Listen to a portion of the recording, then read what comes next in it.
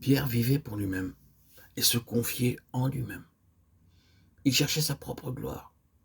Vous vous rappelez qu'aussitôt après lui avoir dit « Ce ne sont pas la chair et le sang qui t'ont révélé ces choses, mais c'est mon Père qui est dans les cieux », Jésus commença à parler de ses souffrances à ses disciples.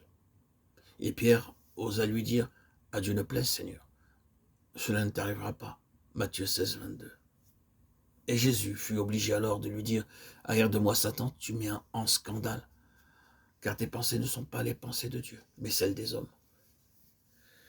Pierre, avec sa volonté propre et se fiant à sa propre sagesse, défendait à Christ de souffrir et de mourir.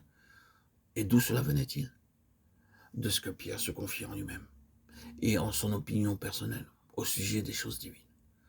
Nous voyons que plus tard, à plusieurs reprises, la question de savoir qui était le plus grand fut discutée par les disciples, et Pierre était l'un d'entre eux.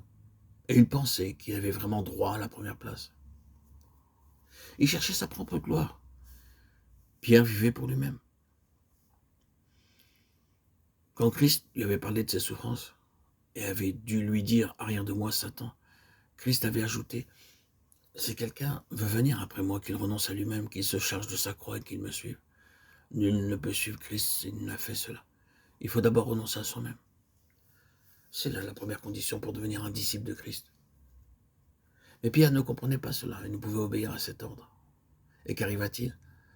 Lors de la dernière nuit, Jésus lui dit « Avant que le coq chante 2 fois, tu me redieras 3 fois. » Mais Pierre, qui avait confiance en lui-même, déclara « Quand tous t'abandonneraient, moi je ne t'abandonnerai pas. Je suis prêt à aller avec toi en prison et à la mort. » Pierre disait cela sincèrement. Il avait réellement l'intention de le faire, mais Pierre ne se connaissait pas vraiment. Nous chantons dans un de nos cantiques « Pur comme toi », et nous pensons sans doute au péché individuel qui nous sépare de Dieu. Mais pensons-nous également à notre moi, qui est notre nature même et qui est impure? Pensons-nous à la chair qui est entièrement sous la puissance du péché? Nous avons besoin d'en être délivrés. Pierre ne le savait pas. Et c'est pourquoi, plaçant sa confiance en lui-même, il en vint à renier Jésus. Considérons la repentance de Pierre. Pierre avait renié Jésus 3 fois et Jésus se retourna, regarda Pierre. Et ce regard de Jésus brisa le cœur de Pierre. Et aussitôt, il réalisa l'étendue du péché qu'il venait de commettre, la terrible chute qu'il avait faite. Et Pierre sortit et pleura amèrement. Ah, qui pourrait nous dire la profondeur de ce repentir durant les heures qui suivirent cette nuit-là? Le lendemain, quand il vit Jésus crucifié et enseveli, et le jour suivant, le jour du sabbat, ah, dans quelle honte, dans quel désespoir il doit avoir passé ce jour. Mon Seigneur est mort, mon espérance est morte, et j'ai renié mon Seigneur.